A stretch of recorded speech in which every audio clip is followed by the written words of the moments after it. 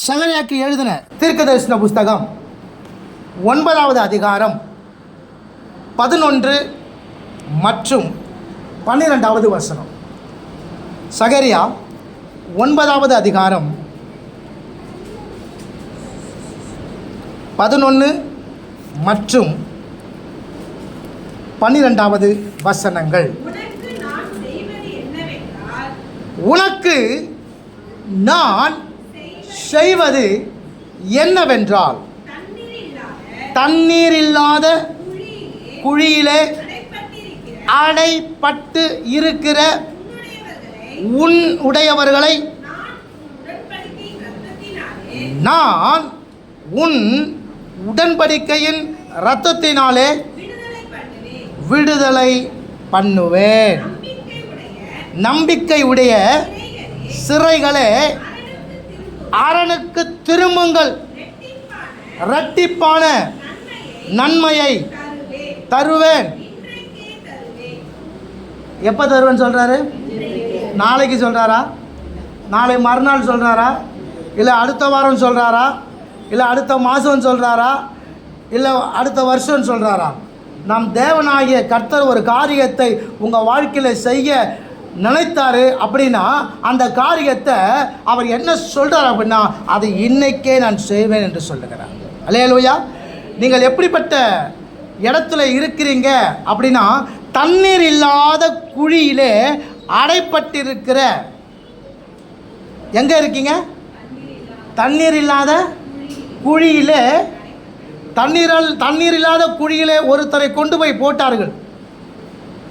யாரு? யோசேப்பை போட்டாங்க. கர்த்தர் ஆசீர்வதிப்பார். தண்ணீர் இல்லாத குழியில் யோசேப்பை போட்டாங்க. அந்த யோசேப்பை தேவன் உயர்த்தினாரா இல்லையா? உயர்த்தினார்ல. அந்த தேவன் நிச்சயமாக உங்களை உயர்த்துவார். அல்லேலூயா. நம்பிக்கை உடைய சிறைகளே. அப்போது சிறையிருப்பில் நீங்கள் இருக்கிறீங்க. சிறையிருப்பில் இருக்கிறீங்க.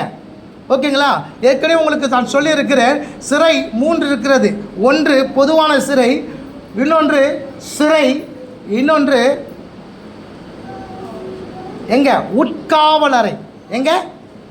சிறை என்று சொல்லும் பொழுது அப்போஸ்தலர்கள் 5:18 நாம் பார்க்கும் பொழுது அங்கே பொதுவான சிறை என்று சொல்லப்பட்டிருக்கிறது. இங்கே எல்லாரையும் மொத்தமாக வைப்பாங்க, ஆனால் யாரையும் அடிக்க மாட்டாங்க. யாரையும் என்ன பண்ண மாட்டாங்க? அடிக்க மாட்டாங்க. அங்கே தேவதூதன் வந்து என்ன பண்ணுறான்? அவங்கள விடுதலை ஆக்குறான். அப்போஸ்தலனாகிய பேதுருவை சிறைச்சாலையிலே அடைத்திருந்தாங்க. ஆனால் அங்கே அவரை எப்படி வைத்திருந்தார்கள் என்று அப்போஸ்தலர் நடவடிக்கைகள் 12ஆம் அதிகாரம் 4ஆம் வசனத்தை கவனித்தோமானால், அங்கே அவனுடைய கையிலே விலங்கு மாட்டப்பட்டிருந்தது. என்ன பண்ணப்பட்டிருந்தது? ஓகேவா? விலங்கு மாட்டப்பட்டிருந்தது. அங்கே என்ன பண்ணல? அடிக்கலை. அங்கே என்ன பண்ணல? அடிக்கலை. ஆனால் என்ன பண்ணப்பட்டிருந்தது? விலங்கு மாட்டப்பட்டிருந்தது. அங்கே தேவதூதன் வந்து அவனை விடுவித்தான். 3வது, பவுலும் சீலாவையும் எங்கே வச்சுருந்தாங்க அப்படின்னா, உட்காவல் அறையில். எங்கே வச்சுருந்தாங்க? அது என்ன தெரியுமா? அந்த சிறையில் உள்ளே போகணும். கடைசியில் ஒரு பூமிக்கு அடியில் 30 அடி ஆழத்தில் அவனை கொண்டு போய் வச்சுருந்தாங்க. ஏன்னா இவனை வெளிவிடக்கூடாது. இந்த இடத்துல சும்மா வச்சுருக்க மாட்டாங்க, அடித்து காயப்படுத்தி அவனை தொங்க விட்டு இருப்பாங்க. ஆனால் அங்கே ஜெபிக்கும் பொழுது அந்த சிறைச்சாலை அஸ்திபாரம் அசைஞ்சது. காரணம், அவன் வச்ச இடம் எங்கே தெரியுமா? அஸ்திபாரத்தில் வச்சுருந்தாங்க. அல்லேலூயா. எந்த அளவுக்கு உள்ளே நீ கர்த்தருக்குள்ளே வரியோ அந்த அளவுக்கு எல்லா இடமும் ஆட்டங்கானும் அசையும். அல்லேலூயா. புரியுது? அவங்களுக்கு பொதுவாக இருந்து ஜபிச்சா அப்படி தான் நடக்கும். உள்ளே வந்து ஜபிச்சா அப்படி தான். ஆனால் உட்காரவுள்ள வந்து ஜபித்துப்பார், எல்லா இடங்களும் அசையும். உன்னோடு கூட இருக்கிறவனும் அசைக்கப்படுவார்கள். அல்லேலூயா. கர்த்தர் நல்லவர். நீ ஒருவேளை தண்ணீர் இல்லாத குழியில் நீ இருந்து வாசம் பண்ணுவீர் அப்படின்னா, ஆண்டவர் சொல்கிறாரு, உன்னை அவர் விடுதலை ஆக்குவேன்னு சொல்கிறார். அல்லேலூயா. ஆண்டவர் வாழ்க்கையில் ஒரு ஆசீர்வாதத்தை கொடுக்குறாராம். ரெட்டிப்பான நன்மைகளை தருவாராம். ரெட்டிப்பான, கவலையே படாதீங்க, உங்களுடைய வாழ்க்கை நிச்சயமாக மாறும். உங்களுடைய வாழ்க்கை நிச்சயமாக இப்படி இருக்காது. ஒரு ஒரு ஒரு காரியத்தை, ஒரு மாற்றத்தை கர்த்தர் நிச்சயமாய் கொண்டு வருவார். அது இன்றே கொண்டு வருவார். அந்த இன்று இருக்குல்ல, அந்த இன்றை மாத்திரம் நம்ம எடுத்து பார்த்தோம் அப்படின்னா, எரேமியா 31ஆம் அதிகாரம் 27வது வசனத்தை நாம் கவனிக்கும் பொழுது, எரேமியா 31ஆம் அதிகாரம் 27வது வசனம்.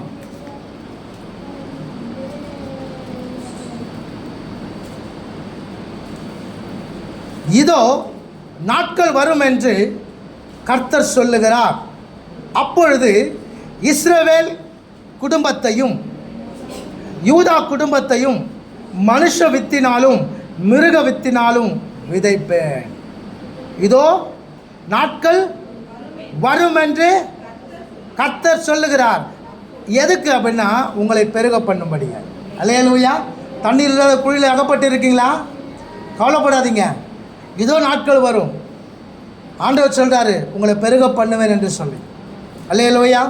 கர்த்தர் நல்லவர். அதே அதிகாரத்தில் 31ஆம் வசனத்தை வாசிங்க. இதோ நாட்கள் வரும் என்று கர்த்தர் சொல்லுகிறார், அப்பொழுது இஸ்ரவேல் குடும்பத்தோடும் யூதா குடும்பத்தோடும் புது உடன்படிக்கை பண்ணுவேன். அல்லேலூயா. ஆண்டவர் சொல்கிறார், தண்ணீர் இல்லாத குழியிலே அடைக்கப்பட்டிருக்கிற உன்னுடைய வாழ்க்கையை கர்த்தர் சொல்லுகிறார், புது உடன்படிக்கை உன் கூட பண்ணுவார். அல்லேலூயா.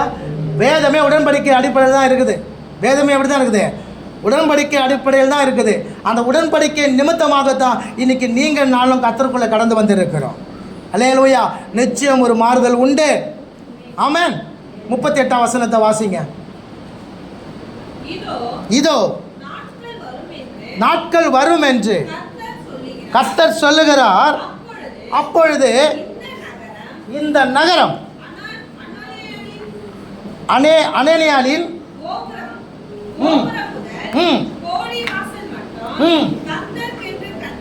கர்த்தருக்கென்று கட்டப்படும். அல்லேலூயா. மூன்றாவது காரியம், ஆண்டவர் சொல்லுகிறார், நீ கட்டப்படுவாய் என்று சொல்லி. அல்லேலூயா. ஆண்டவர் சொல்கிறார், உன்னை பெருக பண்ணுவேன். ஆண்டவர் சொல்கிறார், ஒரு புதிய உடன்படிக்கை உன்னோட பண்ணுவேன். ஆண்டவர் சொல்கிறார், நீ கட்டப்படுவாய் என்று சொல்லி. அல்லேலூயா. புரியுதா உங்களுக்கு? அதனால் நான் வறண்ட இடத்துல இருக்கிறேன், நான் தண்ணீர் இல்லாத இடத்துல இருக்கிறேன், நான் எனக்கு ஒன்றுமே இல்லை அப்படி நினைக்காதீங்க. நிச்சயமாய் கர்த்தர் உன்னை பெருக பண்ணுவா. நிச்சயமாய் கர்த்தர் உன்னோட கூட உடன்படிக்கை செய்வார். நிச்சயமாய் கர்த்தராலே நீ கட்டப்படுவாய். ஆமென். அல்லேலூயா. அல்லேலூயா. எத்தனை பேர் விசுவாசிக்கிறீங்களா? நிச்சயம் ஆண்டவர் செய்வாருங்க. நிச்சயம் ஆண்டவர் செய்வார். அதில் எந்த மாற்று கருத்தும் இல்லை. ஏன்னா அவருடைய சொந்த இரத்தத்தினாலே கழுவப்பட்ட சபை நீங்கள். அவர் சொந்த இரத்தத்தினால சம்பாதித்த சபை நீங்கள். அவருக்கென்று மீட்கப்பட்ட சபை நீங்கள். நிச்சயமாய் உங்கள் வாழ்க்கை வெறுமையாக இருக்க ஆண்டவர் விட மாட்டார். நிச்சயமாய் கர்த்தர் அதை பெருக பண்ணி உடன்படிக்கை பண்ணி கட்டப்படுவார். ஆமென். உங்கள் வாழ்க்கையில் நிச்சயம் அது நடக்கும். அது எப்போ நடக்கும்? இன்றே நடக்கும். இதோ காலங்கள் வரும் என்று கர்த்தர் சொல்லுகிறார். அல்லேலூயா. நீ இப்போ இருக்கிற நிலைமையில் இருந்து நீ ஆயிரமாய் பெருகும்படியாய் கர்த்தர் உதவி செய்வார். அல்லேலூயா. ஈசாக்கை ஆசீர்வதித்தது போல கர்த்தர் நிச்சயமாகவே 100 மடங்கு உன்னை ஆசீர்வதிக்க வல்லவராயிருக்கிறார். அல்லேலூயா. ஆபிரகாமை ஆசீர்வதித்தது போல நிச்சயமாய் கர்த்தர் உன்னை ஆசீர்வதிக்க வல்லமை உள்ள தேவனாய் இருக்கிறார். யாக்கோபை தேவன் இரட்டத்தனையாய் ஆசீர்வதித்தது போல நிச்சயமாய் கர்த்தர் உங்களை ஆசீர்வதிப்பார். ஆமென். அல்லேலூயா. இது கர்த்தர் உங்களுக்கு கொடுக்கிற ஆசீர்வாதம். ஆமென். இப்போ ஆசீர்வாதத்தை பெற்ற நாம் எப்படி இருக்கணும்? அப்போஸ்தலர் நடபடிகள் 24ஆம் அதிகாரம் 5வது வசனத்தை நாம் வாசிப்போம். அப்போஸ்தலர் நடபடிகள் 24:5. என்னவென்றால் இந்த மனுஷன் கொள்ளை நோயாகவும் பூச்சக்கரத்தில் உள்ள, பூச்சக்கரம் என்றால் பூமியின் அர்த்தம், இந்த பூமியில் உள்ள சகல யூதர்களுக்கும் கலகம் எழுப்புகிறவனாகவும் நசரேயருடைய மத வேதகத்துக்கு முதலாளியாகவும் இருக்கிறான் என்று கண்டறிந்தோம். அப்போஸ்தலனாகிய பவுலை குறித்து 3 காரியங்கள் இங்கே சொல்லப்படுகிறது. என்ன? அவன் ஒரு கொள்ளை நோய், அவன் ஒரு கலகக்காரன், அவன் ஒரு கலக்குகிறவன், அவன் ஒரு முதலாளி. நசரேயருடைய மத பேதத்துக்கு அவன் யார்? முதலாளி.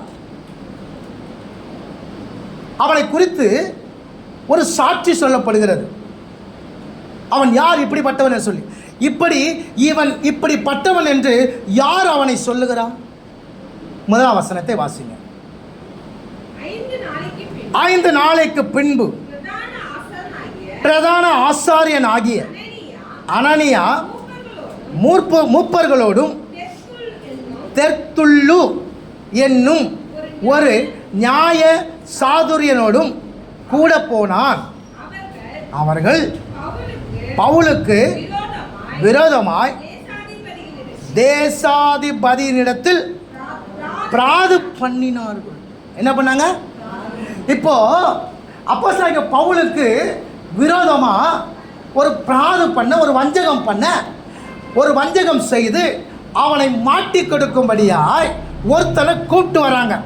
அவன் பேர் என்ன அப்படின்னா தெர்த்துல்லு. சொல்லுங்க, என்னது? ஆயில் நுழைய மாட்டேதுல. தெர்த்துல்லு சொல்லுங்க. தெர்த்துல்லு அப்படின்னா என்ன அர்த்தம்னா மும்முறை கடினமானவன். என்ன அர்த்தம்? எழுதணும். பேப்பர் இல்லையா? நோட் இல்லையா? மும்முறை கடினமான, ஒரு முறை கடினமானவனே கஷ்டம். இது எப்படிப்பட்டவனா? மும்முறை கடினமானவன். அந்த நியாய சாதுரியன் அடிப்படையில் அப்படின்னா என்ன அர்த்தம்னாக்கா, தடயமே இல்லாத இடத்துல கூட ஒரு தடயத்தை கண்டுபிடிப்பான். தடயவியல் நிபுணர். நிறைய இடத்துல தடயமே இருக்காது. போலீஸ்காரங்க போய் சொல்லுவாங்க, நம்ம பார்த்தோம் ஒன்றுமே கிடைக்கல. என்ன பண்ண? அவங்கவுங்களுக்கு பசி எடுத்தா அவங்க தட்டில் சாப்பிட்ணும், அவங்கவுங்க பசி எடுத்தா அவங்கவங்க தட்டில் சாப்பிட்ணும். இன்னொரு தட்டில் அந்த எடுத்தா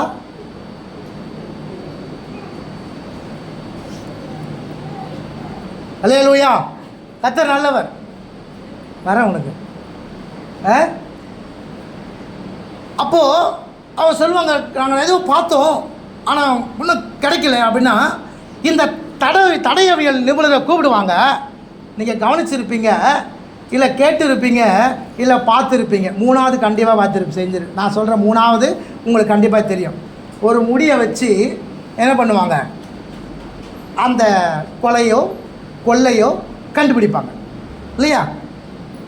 ஆமாவா இல்லையா? ஒரு முடியை வச்சு, இந்த முடி யாருடையது, இந்த முடியை இங்கேருந்து வந்துச்சு, இது கண்டுபிடி. இதான் தடயவியல் நிபுணர். இப்போது அப்போஸ்தலனாகிய பவுலை குற்றம் கண்டுபிடிக்கும்படியாக யாரை கொண்டு வராங்க தெரியுமா? இவங்களால எதுவும் பண்ண முடியல, ஆனால் யாரை கொண்டு வராங்க? இதை தெர்த்துல்லு என்பவனை கொண்டு வராங்க. இவன் மும்முறை கடினமானவன், ஒரு தடயவியல் நிபுணர். இப்போ அவன் 3 காரியங்களை குற்றம் சாட்டுறான். யார் மேலே சொல்லுங்க? யார் மேலே? பவுல் மேலே. பவுல் யாரா? ஒரு கொள்ளை நோய். சொல்லுங்க, பவுல் யாரு? ஒரு கொள்ளை நோய். 2வது யாரா? கலக்கம் செய்கிறவன், ஒரு கலக்குகிறவன். என்ன பண்றவன்? கலக்குகிறவன். பூச்சக்கரத்தில் உள்ள சகல யூதர்களுக்கும் கலகம் எழுப்புகிறவன். 3வது நசரேயனுடைய அந்த பேதத்துக்கு, அந்த அந்த உபதேசத்துக்கு இவன் தான் யார் அப்படின்னா முதலாளி. என்னது? முதலாளி. இவனை குறித்து ஒரு சாட்சி சொல்றாங்க. இந்த சாட்சி எப்படி இருக்குது பாருங்க. சும்மா சாட்சி நம்ம சொல்கிறோமே சாட்சி, அதெல்லாம் நம்ம சாட்சி கிடையாது. என்னது? நான் உக்காந்தேன், நான் பல்லு விளக்கான்னு நினச்சேன், ஆனால் எனக்கு பேஸ்ட்டு காலி ஆகிடுச்சு. அந்த நேரத்தில் எங்கே வந்தோ பொத்து நின்னது ஒன்று விழுந்தது, பார்த்தா அதில் பேஸ்ட்டு இருந்துச்சு. இதெல்லாம் சாட்சி கிடையாது. நான் பஸ் ஸ்டாண்டுக்கு போனேன், பஸ்ஸு நிற்கவே இல்லை. கொஞ்ச நாள் பார்த்தா பஸ்ஸு நின்றுச்சு. என்ன பார்த்தாக்கா பஸ்ஸு நின்றுச்சு. அவன் ஸ்டேஜ் போட்டு தான் நிறுத்தியிருப்பான் டிக்கெட் கொடுக்கறதுக்காக. நம்ம ஒன்றே என்ன சொல்லுமா, 7 மணி நின்று நான் ஏறும்படியா. யார் என்ன பண்ணாராம்? இது சாட்சி கிடையாது. சாட்சின்னா எப்படி தான் சொல்லணும்? சாட்சி 1 யோவான் 1ஆம் அதிகாரம் 1வது வசனம். 1 யோவான் 1ஆம் அதிகாரம் 1வது வசனம். ஆதி முதல். அப்போ ஏற்கனவே இருக்குது, ஆதியிலேருந்தே இருக்குது. நாங்கள் கேட்டதும் எங்கள் கண்களினாலே கண்டதும் நாங்கள் நோக்கி பார்த்ததும் எங்கள் கைகளினாலே. இதான் சாட்சி. சொல்றாங்க ஸ்ரீஸ்வர்கள் ஆண்டவராகிய இயேசுவை குறித்து சொல்றாங்க பாருங்க. ஆதி முதல் இருந்தவர், நாங்கள் கேட்டது, நாங்கள் பார்த்தது, நாங்கள் நோக்கி பார்த்தது, தொட்டது தாங்க சாட்சி. இதுதான் சாட்சி. சாட்சி அப்படி இருக்கணும். நாம் சொல்கிறது சாட்சி அல்ல. ஆக்சுவலாக சாட்சி என்பதுனா வாழ்வது தான் சாட்சி. நம்மளை பார்த்தோன்னே சொல்லணும். என்ன சொல்லணும் அப்படின்னா, இவங்க யார்? கிறிஸ்தவர்கள் என்று சொல்லணும். அதுதான் சாட்சி. கிறிஸ்தவர்கள்னால் கிறிஸ்துவை போல வாழ்கிறவங்க. புரியுது உங்களுக்கு? நான் அடிக்கடி சொல்வது தான், அதாவது இயேசுவிடத்தில் நன்மையை பெற்றுக்கொள்வதற்காக மாத்திரமல்ல, இயேசுவை போல் வாழ்வதற்கு தான் நாம் அழைக்கப்பட்டிருக்கிறோம். அல்லேலூயா. கர்த்தர் நல்லவர். ஆமென். அப்போஸ்தலர் நடபடிகள் 2ஆம் அதிகாரம் 32ஆம் வசனத்தை வாசிங்க. அப்போஸ்தலர் நடபடிகள் 2:32. இந்த இயேசுவை தேவன் எழுப்பினார், இதற்கு நாங்கள் எல்லோரும் சொல்றாங்க பாருங்க. எப்படி மற்றவங்க சொல்லணும், இயேசுவை தேவன் உயிரோடு எழுப்பினார், அதுக்கு நாங்கள் தான் சாட்சி. நம்ம சொல்லின்னு இருக்கிறோம். நான் எப்படி தெரியுமா, நான் போய் நின்னா என்ன தம்ம ஆகும்? பிசாசுலாம் ஓடும். நான் சொல்லக்கூடாது, நீங்கள் சொல்லக்கூடாது, உங்களை பார்த்து மற்றவங்க சொல்லணும். அவங்க சொல்கிறாங்க பாருங்க, நசராகிய இயேசுவை பிதாவாகிய தேவன் உயிரோடு எழுப்பினார் என்பதற்கு யார் சாட்சி? நாங்கள் சாட்சி. அப்போஸ்தலர் நடபடிகள் 3ஆம் அதிகாரம் 15வது வசனம். அப்போஸ்தலர் நடபடிகள் 3ஆம் அதிகாரம் 15வது வசனம். ஜீவாதிபதியை கொலை செய்தீர்கள், அவரை தேவன் மரித்தோரிலிருந்து எழுப்பினார். தேவன் ஜீவாதிபதியை நீங்க என்ன பண்ணீங்க? கொலை செஞ்சீங்க. ஆனா பிதாவாகிய தேவன் அவரை உயிரோடு எழுப்பினார், அதுக்கு நாங்க சாட்சி. அப்போஸ்தலர் நடபடிகள் 4ஆம் அதிகாரம் 33ஆம் வசனத்தை வாசிங்க. கர்த்தராகிய இயேசுவின் உயிர்த்தெழுதலை குறித்து அப்போஸ்தலர்கள் மிகுந்த பலமாய் சாட்சி கொடுத்தார்கள். அவர்கள் எல்லார் மேலும் பூரண கிருபை உண்டாயிருந்தது. பூரண கிருபை உண்டாயிருந்தது. யாரெல்லாம் இயேசுவை பற்றி சாட்சி சொன்னாங்களோ அவங்க மேலெல்லாம் என்ன இருந்திருக்குது? பூரண கிருபை. சொல்லுங்கள். அப்போ என்னைக்கு இயேசுவை பற்றி நம்ம சொல்ல ஆரம்பிக்கிறோமோ, இயேசுதான் தெய்வம் என்று யாருக்கெல்லாம் சொல்ல ஆரம்பிக்கிறோமோ, அன்னைக்கு நம்ம மேலே என்ன இருக்கும்? பூரண கிருபை உண்டாகிருக்கும். அல்லேலூயா. கர்த்தர் நல்லவர். ஆமென். ஆண்டவர் உங்களை பெருக பண்ண வல்லவராக இருக்கிறார். ஆண்டவர் உங்களோட உடன்படிக்கை பண்ணி அந்த உடன்படிக்கை நிமித்தமாக உன்னை உயர்த்தவும் உன்னை ஆசீர்வதிக்கவும் வல்லவராக இருக்கிறார். ஆண்டவர் உன்னை நிச்சயம் கட்டுவார், நீ கட்டப்படுவாய். புரியுதா உங்களுக்கு?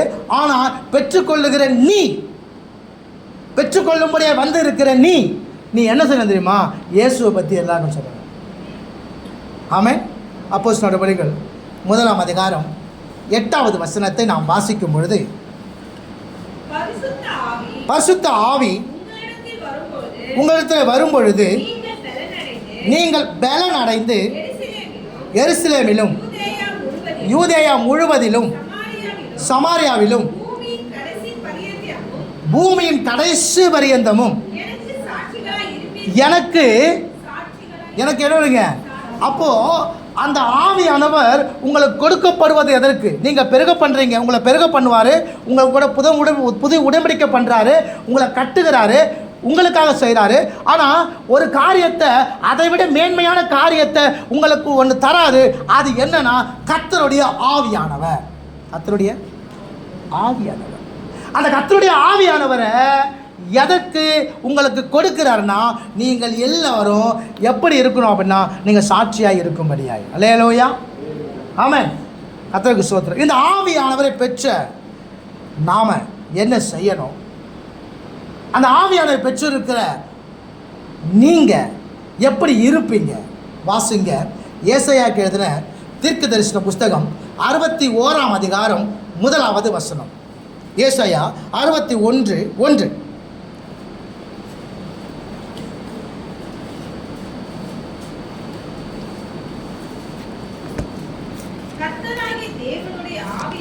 கர்த்தராகிய தேவனுடைய ஆவியானவர் என்மேல் இருக்கிறார், சிறுமைப்பட்டவர்களுக்கு சுவிசேஷத்தை அறிவிக்க. கர்த்தர் என்ன பண்றாரு? நல்லா புரிந்து கொள்ளுங்க. அந்த ஆவியானவர் என்மேல் இருக்கிறார். எதற்கு அப்படின்னா, சுவிசேஷத்தை நாம சொல்வதற்கு. சொல்லுங்க, சுவிசேஷத்தை சொல்வதற்கு.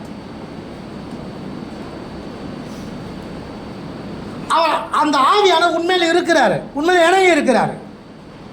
நாம் இந்த ஒரு அனுபவத்தோடு கூட தான் இருக்கிறோமே ஒழிய அடுத்த பயணத்துக்கு நாம் யாரும் போல. ரோமர் 8ஆம் அதிகாரம் 15ஆம் வசனத்தை நாம் வாசிக்கும் பொழுது, ரோமர் 8ஆம் அதிகாரம் 15வது வசனம், அந்தபடி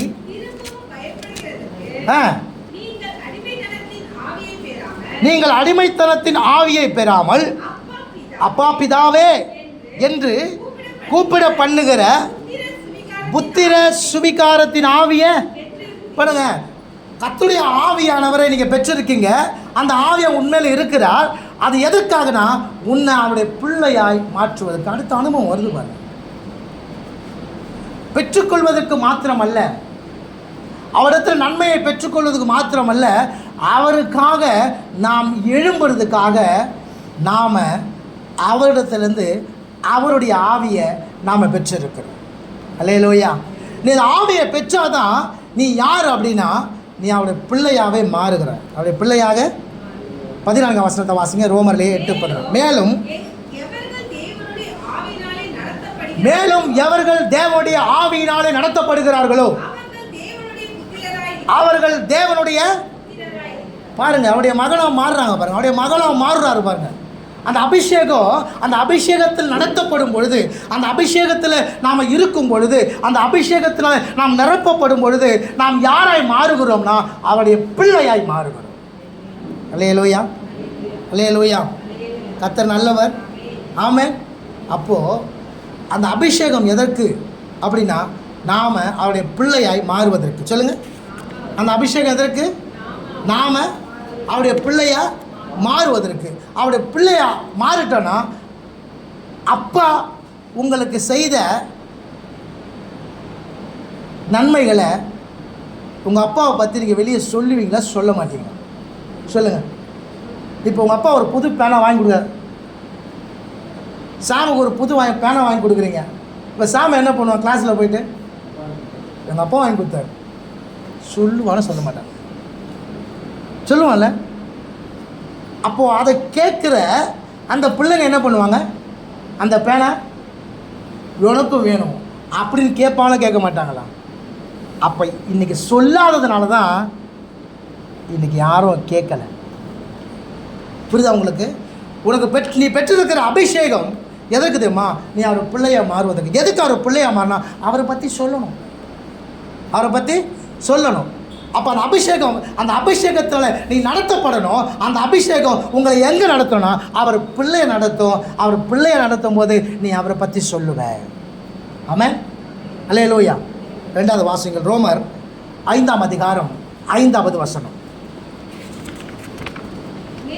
மேலும் நமக்கு அருளப்பட்ட பரிசுத்த ஆவியினாலே தேவ அன்பு நம்முடைய இருதயங்களில் ஊற்றப்பட்டு இருக்கிறபடினாலே அந்த நம்பிக்கை நம்ம என்ன பண்ணாது? வெட்கப்படுத்தாது. அந்த அபிஷேகம் நம்ம என்ன பண்ணாது?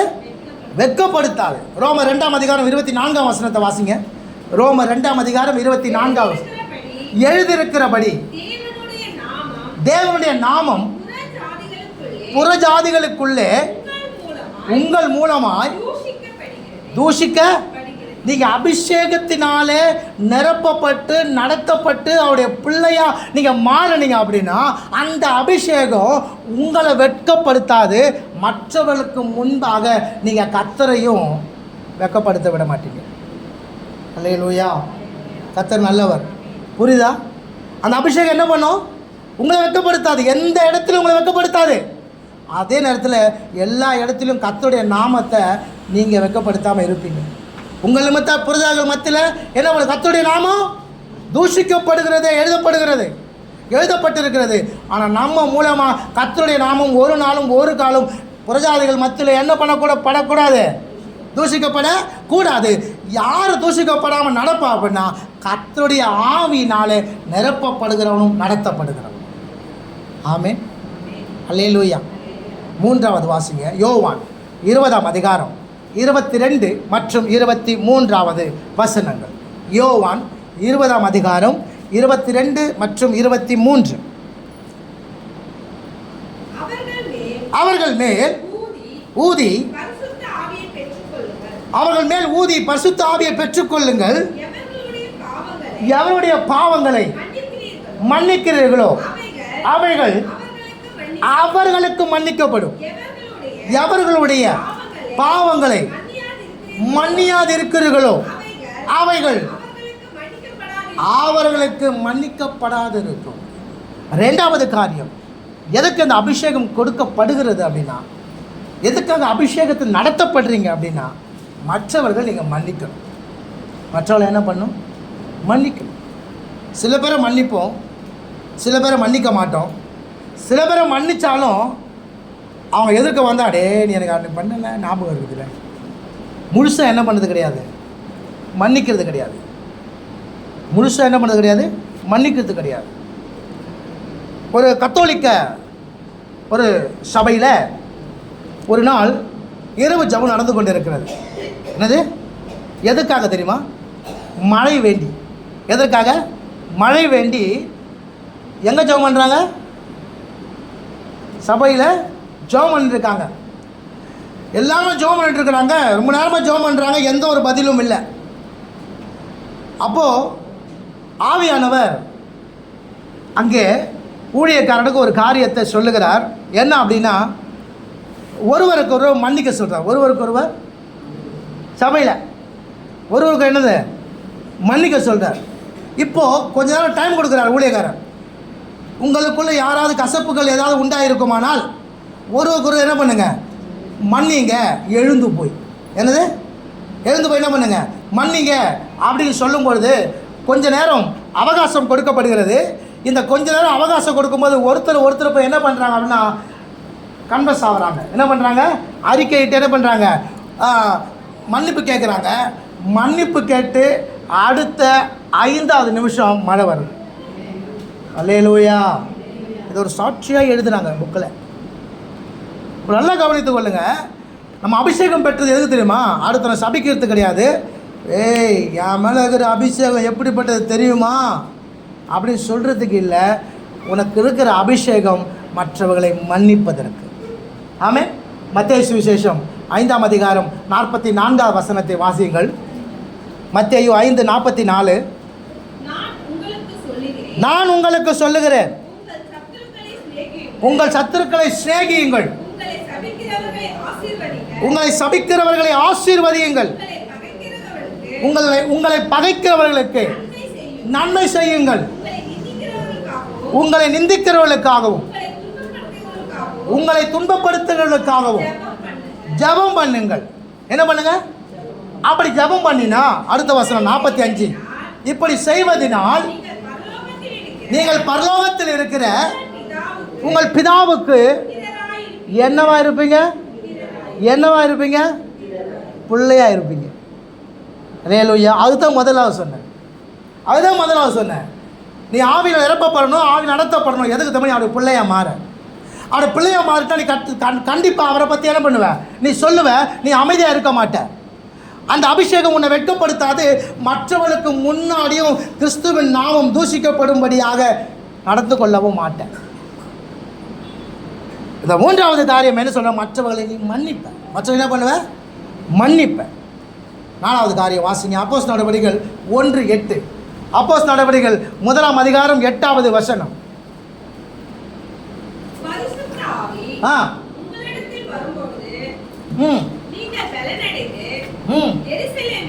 எருசலேமிலும் யூதேயா முழுவதிலும் சமாரியாவிலும் பூமியின் கடைசி பரியந்தம்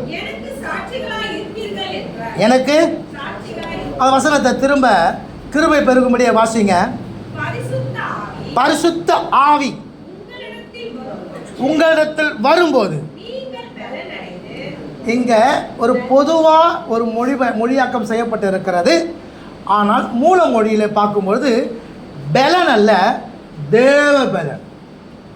பரிசுத்த ஆவி உங்களிடத்தில் வரும்போது உங்களுக்கு என்ன வருதான்? தேவ பலன் வருகிறது.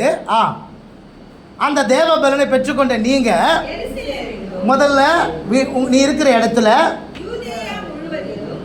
உன்னை சுற்றி இருக்கிற இடத்துல, உன் ஊரில் சமாரியானாக்கா என்னன்னா, அதாவது தவறான வாழ்க்கை வாழ்றாங்க பார்த்தீங்கன்னா, அவங்க மத்தியில் யூனிவர்ஸ் பூமியின் கடைசி பரியந்தும் அங்கே சாட்சிகளாக இல்லை, எனக்கு ரத்த சாட்சிகளாக இருப்பீங்க. என்ன எப்படி இருப்பீங்க? புரியுதா உங்களுக்கு? அப்போ அந்த அபிஷேகம் வரும்போது உங்களுக்கு தேவ பலன் கிடைக்கிறது. எதுக்கு? நீ வாழ, மற்றவர்கள் மத்தியில் நீ வாழ. பாவத்தில் மத்தியில் வாழ்ந்து கொண்டிருக்க அந்த மக்கள் மத்தியில் நீ நிற்க தேவ பலன் கிடைக்கிறது. அந்த தேவ பலன் நீ கர்த்தருக்காக இரத்த சாட்சியாய் நீ மரிப்பதற்கும் அது உனக்கு துணை செய்கிறது. அல்லேலூயா. கர்த்தர் நல்லவர். ஆமென். ஸோ நீ பெற்ற அபிஷேகம் அதற்கு எதற்காகனா, நீ சாட்சியை வாழ்வதற்காக. நீ சாட்சியா கர்த்தர் தருகிற அநேக நன்மைகள் உன்னை வாழ வைக்கிறதுக்கு. இந்த சாட்சி, இந்த அபிஷேகம் உன்னை சாட்சியாக நிற்க வைக்கிறதுக்காக. அதுக்கு தான் இந்த அபிஷேகம் கொடுக்கப்படுது. இந்த அபிஷேகம் பெற்ற நீ ஆண்டவரை பற்றி சொல்லணும். இந்த அபிஷேகம் உன்னை வெட்கப்படுத்தாது.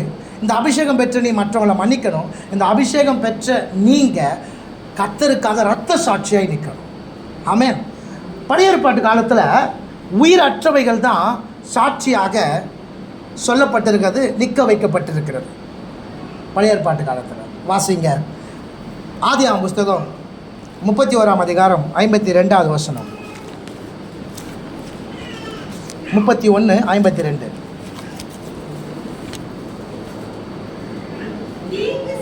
தீங்கு செய்ய நான் இந்த குவியலை கடந்து உன்னிடத்துக்கு வராதபடிக்கும், நீ இந்த குவியலையும் இந்த தூணையும் கடந்து என்னிடத்தில் வராதபடிக்கு இந்த குவியலும் சாட்சி. இந்த தூணும் புரியுதா உங்களுக்கு? அந்த நாட்களில் சாட்சியாய் நிறுத்தப்படுறது உயிரற்றதுக்கு தான் முன்னாடி வச்சுனா, எப்பா இதப்பா சாட்சி, இந்த கல் தூண் சாட்சி. இதுக்கப்புறம் இதை பார்க்கும்போது என்ன அர்த்தம்? நீ எதுவும் வரக்கூடாது, நானும் என்ன பண்ணுறது வரக்கூடாது. லாபானு யாக்கோபு என்ன பண்ணாங்க? ஒரு தூணை நிறுத்தி என்ன பண்ணுறாங்க? சாட்சியாக நிற்க வச்சுக்கிறாங்க. என்னென்ன அப்படின்னா, இந்த தூண் வந்து எதுக்கு சாட்சி அப்படின்னா, இதை தாண்டி நானும் வரக்கூடாது, இதை தான் நானும் வரமாட்டேன். சாட்சி. இன்னொரு வசனத்தை வாசிங்க. யோசுவா 22ஆம் அதிகாரம் 34ஆம் வசனம். யோசுவா 22ஆம் அதிகாரம் 34ஆம் வசனம்.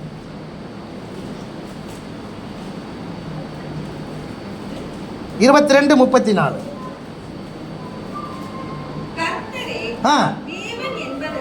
கர்த்தரே தேவன் என்பதற்கு அந்த பீடம் நமக்குள்ளே சாட்சி. அந்த பீடம் ஒரு ஆல்டர் ரெடி பண்ணுறாங்க. இது ஆல்டர். இந்த ஆல்டர் ரெடி பண்ணுறாங்க. இந்த ஆல்டர் எதுக்கு அப்படின்னா சாட்சி. எதுக்கு? ஆனால் பிற்காலங்களில் ஏசாயா கிட்ட சொல்லும் பொழுது, ஏசாயா 43ஆம் அதிகாரம் 10வது வசனத்தில் நாம் வாசிக்கும் போது, ஏசாயா தீர்க்கதரிசன புஸ்தகம் 43ஆம் அதிகாரம் 10வது வசனத்தை நாம் கவனிக்கும் பொழுது, நானே அவர் என்று நீங்கள் உணர்ந்து என்னை அறிந்து விசுவாசிக்கும்படிக்கு நீங்களும் நான் தெரிந்து கொண்ட என் தாசனும் எனக்கு சாட்சிகளாய் இருப்பீர்கள். இங்கே ஆண்டவர் சொல்றாரு, இஸ்ரவேல் எவ்வளவு இருக்குமா? சாட்சியா இருக்கும். அந்த நான் என்பது யார் அப்படின்னா மேசியா. அப்ப இஸ்ரவேல் ஜனம் சாட்சியாகவும் மேசியாவுக்கு சாட்சியாகவும் இருப்பார். ஆனால் இன்னைக்கு இஸ்ரவேல் மக்கள் என்னவா இல்லை? அப்படி இல்லை. அந்த சாட்சி என்ன பண்ணிட்டாங்க? மறந்து போயிட்டாங்க. யோவான் எழுதின சுவிசேஷம் 5ஆம் அதிகாரம் 31ஆம் வசனத்தில் சொல்கிறாரு, என்னை பற்றி நானே சாட்சி சொன்னால் அது நல்லா இருக்காது. வாசிங்க 5:31.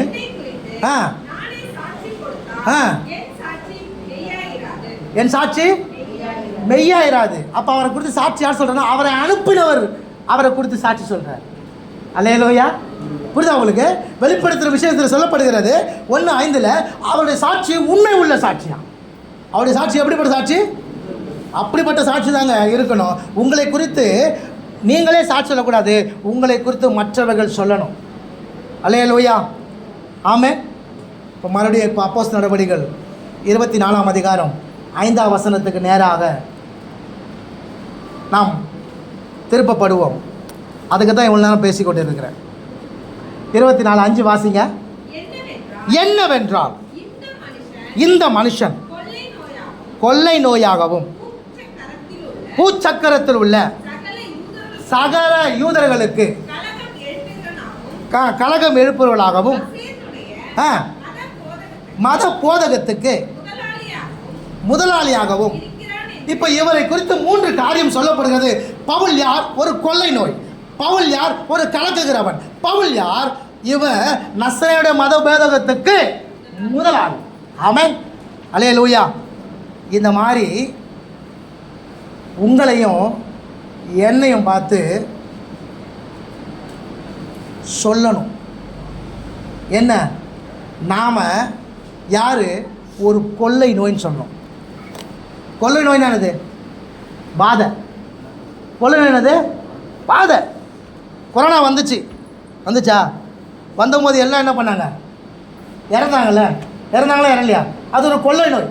உங்களையும் என்னையும் பார்த்து என்ன சொல்லணும் அப்படின்னா, ஒரு கொள்ளை, அப்படி கொள்ளை நோயின்னு சொல்லணும்.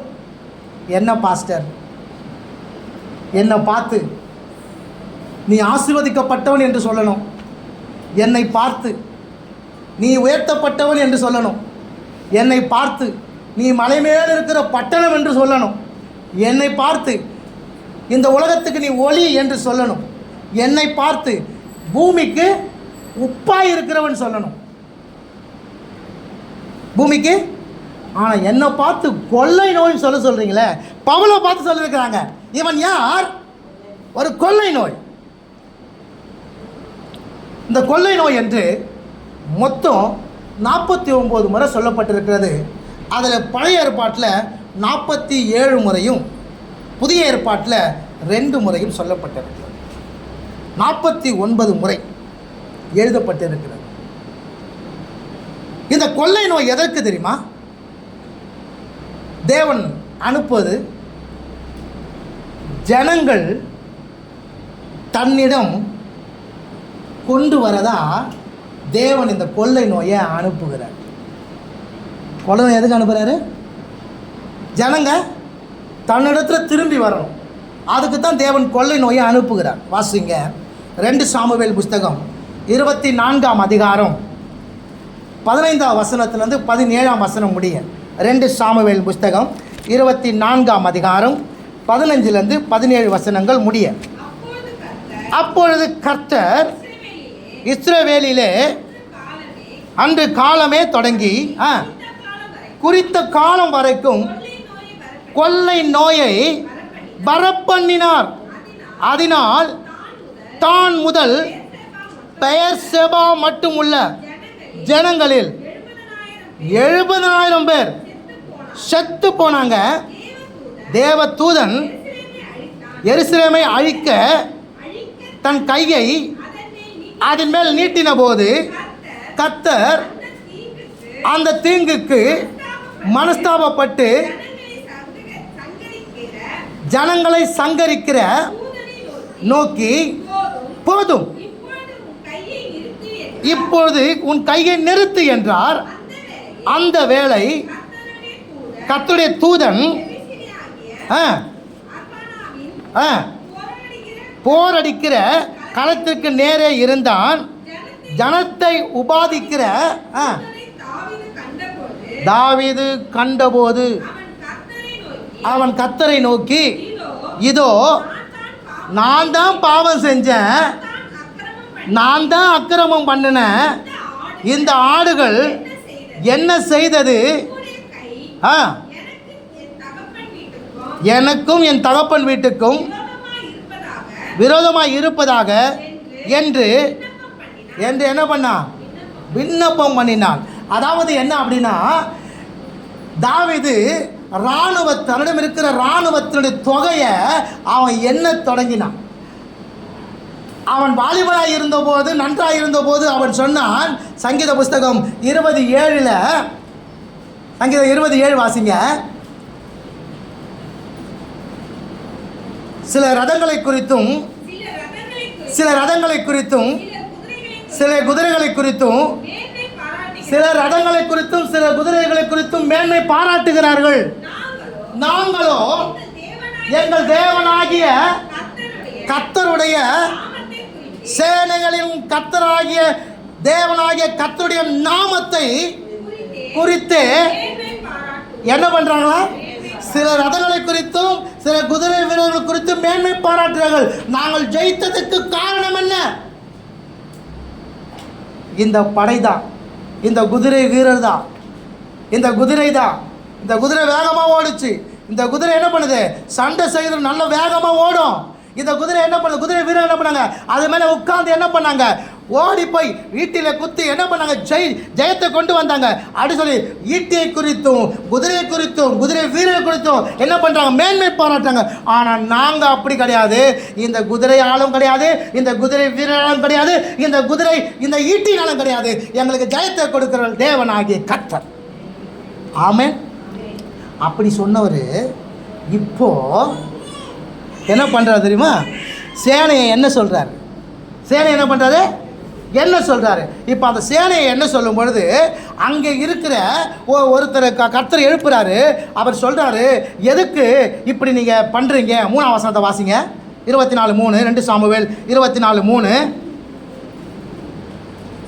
அப்பொழுது யோவாப் ராஜாவை பார்த்து, ராஜாவாகிய என் ஆண்டவனுடைய கண்கள் காணும்படி உம்முடைய தேவனாகிய கர்த்தர் ஜனங்களை இப்பொழுது இருக்கிறதை பார்க்கிலும் 100 மடங்கு அதிகமாய் வர்த்திக்க பண்ணுவாராக. ஆனாலும் என் ஆண்டவனாகிய ராஜா இந்த காரியத்தை விரும்புகிறது என்ன என்று கேட்குறான். பாருங்க, சொல்கிறான். யோவாப் சொல்கிறான், எதுக்கு இதமாக பண்ணுறீங்க? இதனால அல்ல, கர்த்தர் ஏதோ ஜனங்களை வர்த்திக்க பண்ணுவராக இருக்கிறாரு. அப்போ ஏன் இந்த மாதிரி செஞ்சீங்க? இந்த மாதிரி ஏன் என்றீங்க? இந்த தொகையினாலே நம்ம வின் பண்ணுறோம், நம்ம ஜெயிக்கிறோம் அப்படின்னு கேட்குறாங்க. இப்போ என்னாச்சுன்னா, இவன் தொகை எண்ணப்பட்டதுனால இப்போ கர்த்தர் என்னதான் பண்ணுறாரு தெரியுமா? இவனுக்கு புத்தி வரும்படியாய், இவன் மறுபடியும் தன்னிடம் திரும்பி வரும்படியாய் கர்த்தர் அங்கே என்ன அனுப்புகிறாரு? கொள்ளை நோயை அனுப்புகிறார். சொல்லுங்க, என்ன பண்ணாரு? இப்போ தாவீதுகிட்ட 3 சாய்ஸ் கேட்குறாரு. என்ன தெரியுமா? 1 பஞ்சம் வேணுமா, இல்லை எதிரிகளால் நீ துரத்தப்படணுமா, இல்லை கொள்ளை நோய் வரணுமா. இந்த 3 சாய்ஸ் ஆண்டவர் கொடுக்குறார் தாவீதுக்கு. என்னது? ஒன்று பஞ்சம் வேணுமா, இல்லை எதிரிகளால் நீ துரத்தப்படணுமா, இல்லை உனக்கு கொள்ளை நோய் வரணுமா. 3 சாய்ஸ் கொடுக்குறாரு. இந்த 3 சாய்ஸில் எதை தெரியுமா தாவீது கேட்குறாரு? கொள்ளை நோய். எதை கேட்குறாரு? ஏன்னா இப்படி வந்துச்சு அப்படின்னா நான் மறுபடியும் என்ன பண்ணுவேன்? யாரிடத்தை திருப்பப்படுவேன்? தேவனிடத்தில் திருப்பப்படுவேன். வாசிங்க 14வது வசனத்தில், 2 சாமுவேல் 24:14 வாசிங்க. அப்பொழுது தாவீது கர்த்தரை நோக்கி, கொடிய இடுக்கணில் அகப்பட்டிருக்கிறேன், இப்போது நாம் கர்த்தருடைய கையிலே விழுவோமாக. அவருடைய இரக்கங்கள் மகா பெரியது, மனுஷர் கையிலே யார் கையில் போய் விழுந்துடுறேன்? நான் கர்த்தர் கையில் விழுந்துடுறேன்னு சொல்லும் போது இப்போ இந்த கொள்ளை நோய் வருகிறது. நன்றாய் புரிந்து கொள்ளுங்க. இந்த கொள்ளை நோய் வருவதற்கு காரணம் என்னதுமா? ஜனங்கள் கர்த்தரிடத்தில் திருப்பப்படுவதற்கு. அல்லேலூயா. இப்போ இந்த தெர்த்துல்லு சொல்லுகிறான், பவுல் யார்? இவன் ஒரு கொள்ளை நோய். ஆமென். என்ன அர்த்தம் தெரியுமா? இவன் ஜனங்களை கர்த்தரிடத்தில் திருப்புகிறவன் என்று சொல்லுகிறான். ஆமென். இப்போ உங்களையும் என்னையும் பார்த்து என்ன சொல்லணும்? என்ன சொல்லணும்? கொள்ளை நோயின்னு சொல்லணும். அல்லேலூயா. என்ன தெரியுமா? இவன் யார் தெரியுமா? இவன் கர்த்தரை, ஜனங்களை கர்த்தரிடத்தில் திருப்புகிறவர்கள் என்று சொல்லணும். அவன் அப்போ பவுல் குற்றம் சாட்டுறான், தெர்த்துல்லு குற்றம் சாட்டுறான், தடயவியல் நிபுணர் வரான். ஏன்னா இவங்களாம் எதுவும் பண்ண முடியல. இவன் வந்து சொல்கிறான் பாருங்க, இவன் யார்? இவன் ஒரு கொள்ளை நோய். அப்போ என்ன அர்த்தம் தெரியுமா? ஜனங்களை கர்த்தரிடத்தில் திருப்புகிறவன் அர்த்தம். அல்லேலூயா. கர்த்தர் நல்லவர். ஆமென். யாரை கர்த்தரிடத்தில் அவன் திருப்புகிறான் அப்படின்னா, யோவான் 1ஆம் அதிகாரம் 41ஆம் வசனம்.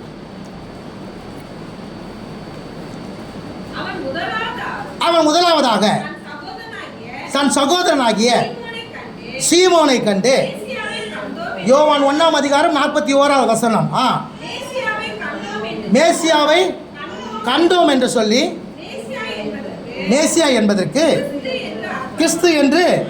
அப்போ அந்த கொள்ளை நோய் எதற்காக தேவன் அனுப்புகிறார் அப்படின்னா, ஜனங்களை தமிழத்தில் திருப்புவதற்கு. ஆமோஸ் 4ஆம் அதிகாரம் 10வது வசனத்தை வாசிங்க. ஆமோஸ் 4ஆம் அதிகாரம் 10வது வசனம். ஆமோஸ் 4ஆம் அதிகாரம் 10வது வசனம்.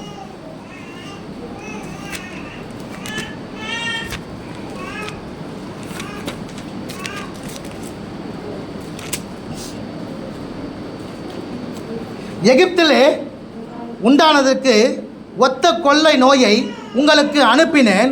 உங்கள் வாலிபரை பட்டயத்தாலே கொன்றேன், உங்கள் குதிரைகளை அழித்து போட்டேன், உங்கள் பாளையங்களின் நாற்றத்தை உங்கள் நாசிகளிலும் ஏற பண்ணினேன், ஆகிலும் நீங்கள் என்னிடத்தில். அப்போ கொள்ளை நோய் வருது எதுக்கு? கர்த்தரிடத்தில் திரும்புவதற்கு. கர்த்தரிடத்தில் ஜனங்க என்ன பண்ணோம்? அவங்கள தவற விட்டு என்ன பண்ணோம்? அவங்க திருமணன்றதுக்கு தான் அந்த கொள்ளை நோயை கர்த்தர் வர பண்ணுகிறார். இப்போ பவுலை பார்த்து அந்த தெர்த்துல்லு சொல்கிறான், குற்றம் சொல்கிறான், இவன் ஒரு கொள்ளை நோய்.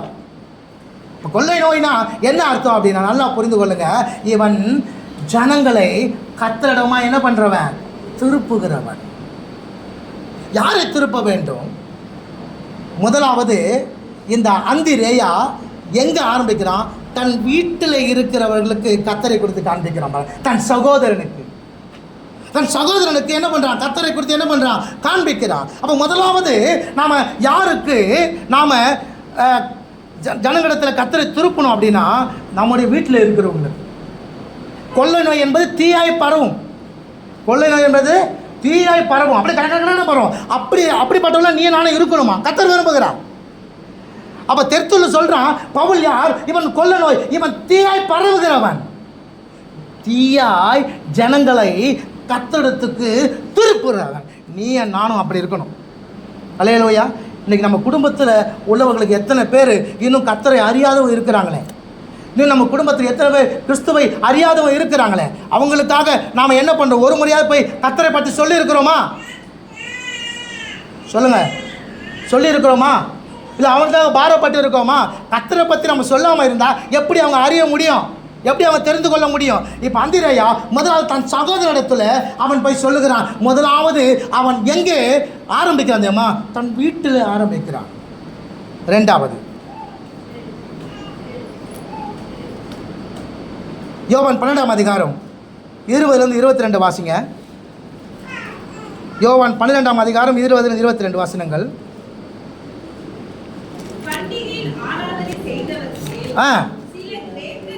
சில கிரேக்கர் இருந்தார்கள். அவர்கள்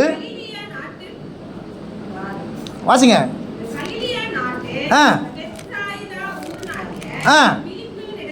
பிலிப்பினிடத்தில் வந்து, ஐயா, இயேசுவை காண விரும்புகிறோம் என்று அவனை கேட்டுக்கொண்டார்கள். பிலிப்பு வந்து அதை அந்திரேயாவுக்கு அறிவித்தான். பின்பு அந்திரேயாவும் பிலிப்பும் அதை முதலாவது தன் வீட்டில் இருக்கிறவனுக்கு இயேசுவை அறிவித்தார்கள். ரெண்டாவது, தேவனை தேட விரும்புகிற உண்மையான தேவன் யார் என்று தேடி அலைந்து கொண்டிருக்கிறான் பார்த்தீங்களா, அவர்களுக்கு இயேசுவை காண்பிக்க வேண்டும். அல்லேலூயா. மூன்றாவது யோவான் 1:43 வாசிங்க. யோவான் 1:43. மறுநாளிலே கலிலேயாவுக்கு போக மனதாயிருந்து பிலிப்புவை கண்டு, நீ எனக்கு பின் சென்று வா என்றார். பிலிப்பு என்பவன்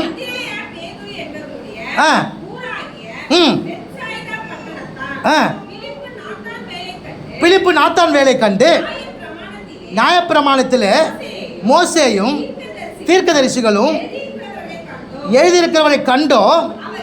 அவர் யோசேப்பின் குமாரனும் நாசரேத்தூருமாகிய இயேசுவே என்றான்.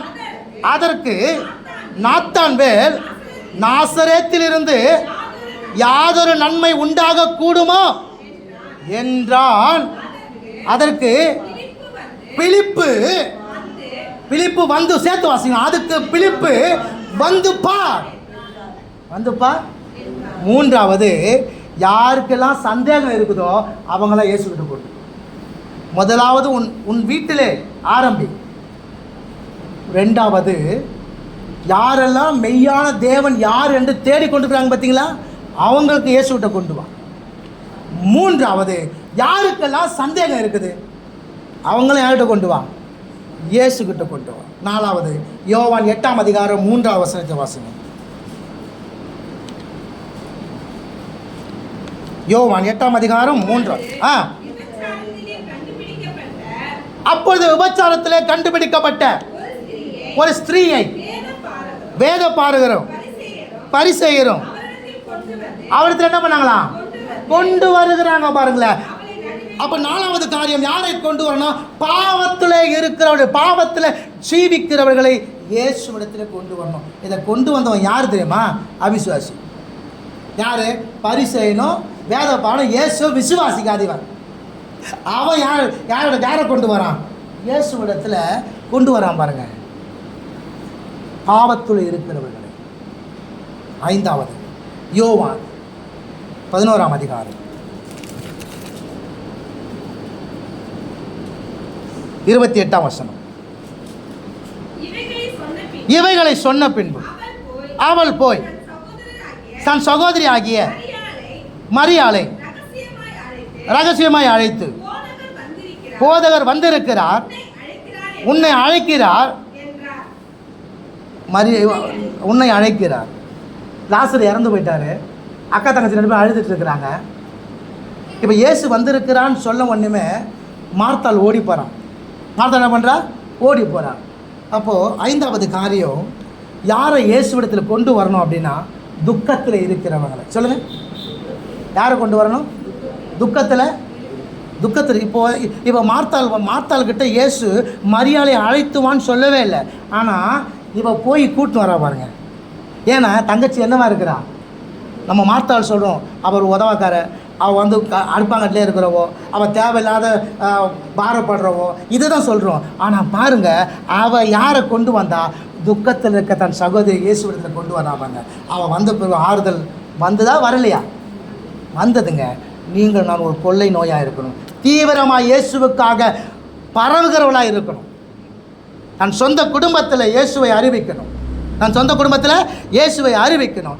யாரெல்லாம் மெய்யான தேவனை தேடுகிறார்களோ அவர்களை இயேசுவிடத்தில் கொண்டு வரணும். யாருக்கெல்லாம் சந்தேகம் இருக்கிறாங்களோ அவங்களும் இயேசுகிட்ட கொண்டு வரணும். அது மாத்திரமல்ல, பாவத்தில் இருக்கிறவனை இயேசுவிட்ட கொண்டு வரணும். அது மாத்திரமல்ல, துக்கத்தில் இருக்கிறவனை இயேசுவிடத்தில் கொண்டு வரணும். பவுலை குறித்து தெர்த்துல்லு சொல்கிறான், இவன் ஒரு கொள்ளை நோய், இவன் தீயாய் பரவுகிறவன்.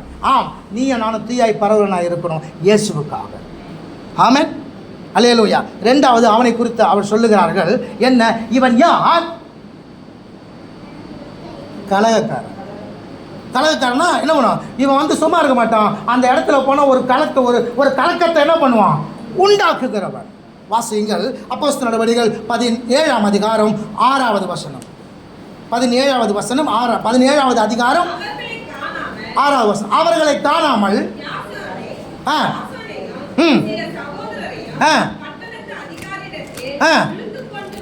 இழுத்து கொண்டு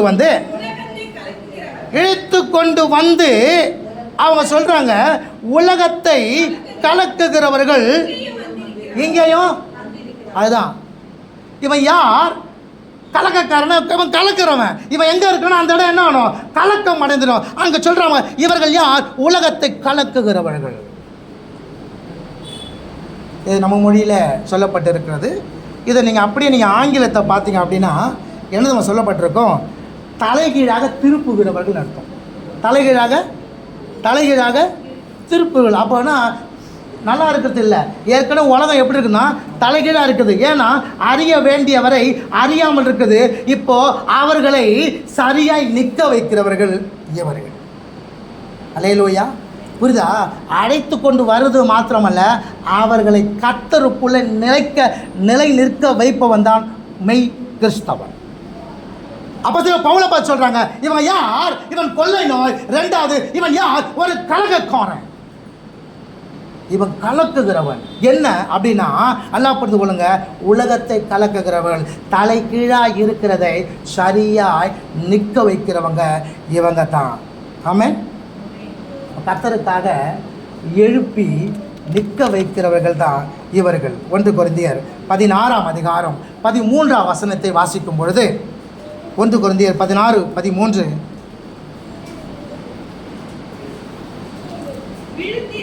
விழித்திருங்கள்,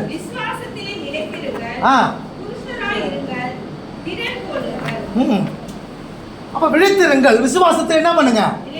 அப்ப விசுவாசத்தை என்ன பண்ணும்? நிலைத்து இருக்கணும். வந்தவன் என்ன பண்ணணும்? ஆண்டவருக்குள்ள என்ன இருக்கணும்? அவன் நிலைத்து இருக்கிறவனாக இருக்கணும். பிலிப்பியர் 4ஆம் அதிகாரம் 1வது வசனம். பிலிப்பியர் 4ஆம் அதிகாரம் 1வது வசனம்.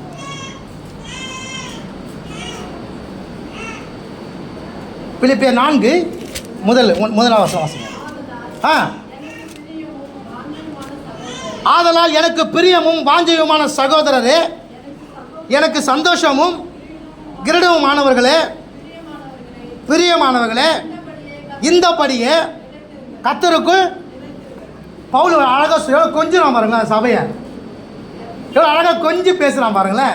என்ன சொல்கிறான் அப்படின்னா, கர்த்தருக்கு எனக்கு பிரியமும் வாஞ்சையுமான சகோதரரே, எனக்கு சந்தோஷமும் கிரீடமுமானவர்களே, பிரியமானவர்களே, இப்படியே கர்த்தருக்குள் என்ன பண்ணுங்க? நுழைத்துருங்க. 1 பேதுரு 5ஆம் அதிகாரம் 9ஆம் வசனத்தை வாசிக்கும் பொழுது, 1 பேதுரு 5ஆம் அதிகாரம் 9ஆம் வசனத்தை வாசிக்கும் பொழுது, விசுவாசத்தில் உறுதியாக இருந்து எவனுக்கு, 8ஆம் வசனம் சொல்லுது, கெச்சிக்கிற சிங்கம் போல எவனை விழுங்கலாமோ என்ற வகை தேடி சுற்றி திருகிறான் பத்தியா, அவனுக்கு என்ன பண்ணும்? எதிர்த்து நிற்கணும். யார் எதிர்த்து நிற்பாதேம்மா? நிற்கிறவன் தான் எதிர்த்து நிற்க முடியும், ஓடுறவன் கிடையாது. ஆமாவா இல்லையா? பிசாசு வந்துருச்சு, பிசாசு பிடிச்சிருக்குதாங்க, அந்த பக்கம் போவாத. நீ நானும் போனால் பிசாசு ஓடணும். நீ நானும் போனால் என்ன ஆகணும்? பிசாசு என்ன பண்ணணும்? ஓடணும். ஏசு கடலில் இறங்கணும். ஒன்றுமே பிசாசு பிடிச்சவன் கேட்டான், ஆண்டவரே, உன்னதமான தேவனுடைய குமாரனே, ஏன் இங்கே வந்தீங்க, எங்களை வேதனைப்படுத்த வந்தீங்க, இன்னும் காலம் இருக்குது, அலறானா இல்லையா? ஆனால் இன்னைக்கு ஆண்டவர் சொன்னார், நீ சரித்தை விட்டு போ. ஒரு வார்த்தை பேசினார். பிசாசு நிறைய வார்த்தை பேசுது. ஆனால் இன்னைக்கு நீ யார், நீ எங்கேருந்து வந்திருக்கிற, நீங்கள் எத்தனை பேர் இருக்கிறீங்க, நீங்கள் எவ்வளோ இருக்கிறீங்க, ஏன் அவரோட ஜாதகம் அவரோட அட்ரஸ்ஸு எல்லாம் கேட்டு கல்யாணம் பண்ணி வைக்க போகிறாங்களாம். இப்போ அது சொல்லுது பிசாசு, என்னால் போக முடியாது. அன்றைக்கி ஆண்டவர் ஒரு வார்த்தை பேசினார், பிசாசு நிறைய வார்த்தையை பேசிச்சு. இன்றைக்கி நடத்திப்புக்காரர்கள் என்ன பண்ணுறாங்க, நிறைய வார்த்தை பேசுகிறாங்க, பிசாசு ஒரு வார்த்தை மட்டும் பேசுது, என்னால் போக முடியாது. புரியுதா உங்களுக்கு? காரணம் என்ன தெரியுமா? நிற்கலை. காரணம் என்ன? எவன் நிற்கிறானோ அவன் தான் எதிர்த்து நிற்க முடியும். ஓடுறவன் என்ன பண்ண முடியாது, எதிர்த்து நிற்க முடியாது. அப்போது கொள்ளை நோயாய் தீயாய் பரவுகிறவர்கள் என்ன, இயேசுவிடத்தில் கொண்டு வருகிறவள், அந்த கொண்டு வருகிறவர்களை அவன் நிலைத்து நிற்க எழும்பி நிற்க பண்ணுகிறவன் யார்? இந்த பவுல். அந்த பவுலாக தான் நீ நானே இருக்கணும். ஆமென். ஆண்டவர் கோடி ரூபாய் கொடுக்குறான்னா என்ன கையை தட்டி ஆமேன் அல்லையா சொல்லுவீங்க. ஆனால் ஆண்டவருக்காக வாழ உன்னை கூட்டா அப்படின்னாக்கா, இப்படி நினச்சது நான் வந்திருக்கவே மாட்டேனே. அல்லேலூயா, அல்லேலூயா. ஆண்டவர் உன்னை வாழாக்காம உன்னை தலையாக்குவார். ஆமென், அல்லேலூயா. அப்படியே ஆக கடவுது. ஆண்டவர் இப்பொழுது இருக்கிறதை பார்க்கிலும் உன்னை 100 மடங்கு உன்னை ஆசீர்வதிப்பார். ஆமென், அப்படியா இருக்க கடவுது. ஆனால் பவுலை போல உன்னை அழைத்திருக்கிறார் அப்படின்னாக்கா, அந்த மாதிரி என்னால் உதலாம் வாங்க முடியாது அப்படின்னு உட்காந்துட்டு இருக்கிறோம். அல்லேலூயா. 3வது அவனை பார்த்து சொன்னாங்க, இவன் யார்? யூத மத பேதத்துக்கு இவன் யார்? முதலாளி. இவன் யார்? இவன் யார்? அப்போ என்ன தெரியுமா, ஒரு இராணுவம் இருக்குல்ல, அது மூல பாஷையில் நம்ம கவனிக்கும் பொழுது ஒரு இராணுவத்துக்கு நடத்தி கொண்டு வரான் பார்த்தீங்களா, அந்த நடத்துறது தான் என்ன சொல்லுவாங்கன்னா முதலாளின்னு சொல்லுவாங்க. என்ன சொல்லுவாங்க? அப்போ அந்த முதலாளி என்ன பண்ணுவான் தெரியுமா, ஒரு பட தளபதி இருக்கான் பார்த்தியா, அவன் எங்கே போவான், அவன் முன்னாடி நடந்து போவான். என்ன பண்ணுவான்? முன்னாடி எல்லா வீரர்களும் எல்லாம் தேர்ந்தெடுத்துருவான். எல்லாரும் தேர்ந்தெடுத்து அவங்களுக்கு இன்ஸ்ட்ரக்ஷன்லாம் கொடுத்துருவான். எல்லா இன்ஸ்ட்ரக்ஷன்லாம் கொடுத்துட்டு என்ன பண்ணுதுமா, அவங்களுக்கு பின்னாடி போக மாட்டான், அவங்களுக்கு முன்னாடி நடந்து போவான். அவன் தான் முதலாளி. அவன் தான் யார்? முதலாளி. இப்போ இவனை குறித்து சொல்கிறாங்க, இவன் யார்? இவன் அந்த யூத மத அந்த வேதத்துக்கு இவன் யாரா? இவன் முதலாளி. அப்படின்னா முன்னாடி நடந்து போகிறவன். முன்னாடி யாக்கோபு என்ன செய்தான் அப்படின்னா, ஆதியாகமம் புஸ்தகம் 33ஆம் அதிகாரம் 1 முதல் 3 வசனங்களை வாசிக்கும் பொழுது, ஆதியாகமம் புஸ்தகம், யாக்கோபு தன் கண்களை ஏறெடுத்து இதோ ஏசாவும் அவனோடு கூட 400 மனிதரும் வருகிறதை யார்? நல்லா புரிந்து கொள்ளுங்க. யாக்கோபு இப்போ ஏசா புறப்பட்டு வரான். எப்படி புறப்பட்டு வரான்? 400 பேர் புறப்பட்டு வரான். இவனுக்கு ஏற்கனவே இவன் சொல்லியிருக்கிறான், என்னைக்கு நான் உன்னை பார்க்கணும் அன்னைக்கு உன்னை நான் கொண்டு போடுவேன்டா, அன்னைக்கு உன்னை என்ன பண்ணுவேன். அப்போ அந்த பயத்தில் தான் இன்னும் வாழ்ந்து கொண்டு இருக்கிறான். அந்த பயத்தினால இவன் என்ன செய்தான் வாசிங்க. கண்டு பிள்ளைகளை ராகேலிடத்திலும் 2 பணிவிடைக்காரரிடத்திலும் வெவ்வேறாக பிரித்து வைத்து பணிவிடைக்காரர்களையும் அவர் பிள்ளைகளையும் முதலிலும் லேயாளையும் அவள் பிள்ளைகளையும் இடையிலும் ராகேலையும் யோசேப்பையும் நிறுத்தி. கொஞ்சம் நிறுத்துங்க. இப்போ யாக்கோபு என்ன பண்ணுறான் தெரியுமா, லேயாளுடைய வேலைக்காரி, லேயாளுடைய பிள்ளை, வேலைக்காருடைய பிள்ளை. ஏன்னா அவன் கோபமாக வந்தானாக்கா முதல் யார்? நான் விருப்பப்படாமல் அவங்க அப்பா என்னை கட்டி வச்சிட்டான். அவன் அவன் லேயாளை விரும்பவே இல்லை, விருப்பப்படாமல் கல்யாணம் பண்ணி வச்சிட்டாங்க. செத்தவன் முதல்ல அது சாகட்டும், முதல்ல அது சாகட்டும். 2வது அவன் குத்துற வேலைக்காரி, அந்த வேலைக்காரி பிள்ளைங்க சாகட்டும் அப்படின்னு முன்னாடி நிறுத்தி வச்சிட்டான் அதுல. அதுக்கப்புறம் ரொம்ப அதிகமாக நேசித்த 14 வருஷம் அவளுக்காகவே ஆடு மேய்ச்ச ராகேலையும் பக்கத்தில் நிற்க வச்சுட்டான் இல்லையா? எவ்வளோ பொல்லாத மனுஷன்ல இவன், எவ்வளோ ஒரு மோசமானவன்ல, அப்படி செய்யல. 3ஆம் வசனத்தை வாசிங்க. இதுதாங்க உண்மையான தலைவனுக்கு அர்த்தம். எல்லாத்தையும் நிறுத்திட்டான். அவனுக்கு பயம் இருந்துச்சு. அவனுக்கு நிச்சயமாக ஒரு நாள் எங்கள் அண்ணன் சொன்னான், என்ன பண்ணுவான், ஒரு நாள் என்னை பார்க்கும்போது என்னை கொன்று போயிட சொல்லுவான். இப்போ அவன் வரான், 400 பேரோட வரான், எல்லாத்தையும் நிற்க வச்சுட்டான். ஆனால் நிற்க வச்சுட்டுக்கு முன்னாடி யார் நடந்து போகிறா தெரியுமா? யாக்கோபு தாங்க நடந்து போகிறான். அல்லேலூயா. இன்னொரு வசனத்தை வாசிங்க. மார்க்கு 10ஆம் அதிகாரம் 31 மற்றும் 32. மார்க்கு 10ஆம் அதிகாரம் 31 மற்றும் 32 வசனங்கள்.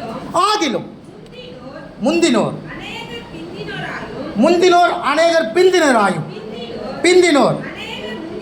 முந்தினோராயும் இருப்பார்கள் என்றார். பின்பு அவர்கள் பிரயாணமாய் போகையில் இயேசு அவர்களுக்கு, நல்லா புரிந்து கொள்ளுங்க, இயேசு அவர்கள் என்ன பண்ணுறாரு? இப்போது என்ன சொல்றா? கிறிஸ்து ஆண்டவர் சிலுவையில் அறை பண்ணப்பட போகிறார். இப்போ அவர் பாடுபட போகிறார். இப்போ எல்லா விஷயத்தையும், பாடுபடுகிற விதங்கள் எல்லாவற்றையும் அவங்களுக்கு சொல்லிட்டு அவங்கள பாடுபட வைக்கல, அந்த பாடுகளை தான் ஏற்றுக்கொள்ளும்படியாய் அவங்களுக்கு முன்னாடி நடந்து போகிறாங்க. அல்லேலூயா. உங்களுக்கு எனக்காகவும் பாவங்கள்லேருந்து சாபங்கள்லேருந்து நாம் விடுதலை அடையும்படியா இயேசு தம்மை தாமே ஒப்பு கொடுக்க முன்னாடி கடந்து போனார். ஆமென்.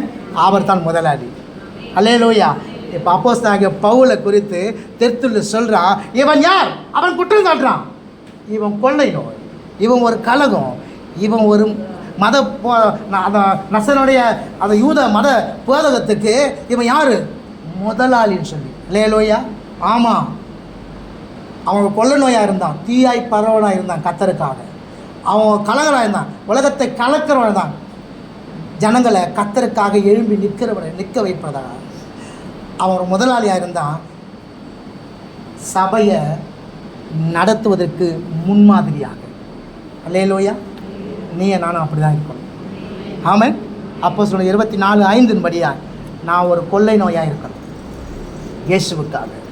நான் ஒரு கலக்கிறவனாக இருக்கணும் இயேசுவுக்காக. நான் ஒரு முதலாளியாக இருக்கணும் கிறிஸ்துவின் நிமித்தம் பாடுபடுவதற்கு. மற்றவங்களை என்ன பண்ணுது? நிறைய பேருக்கு எப்படி அப்படின்னாக்கா, பாஸ்டரை பற்றி எதாவது சொல்லணும், இல்லை மற்றவங்க பற்றி எதாவது சொல்லணுனாக்கா இவங்க நேராக சொல்ல மாட்டாங்க, ஏன்னா கெட்ட பேர் வந்துடுமே.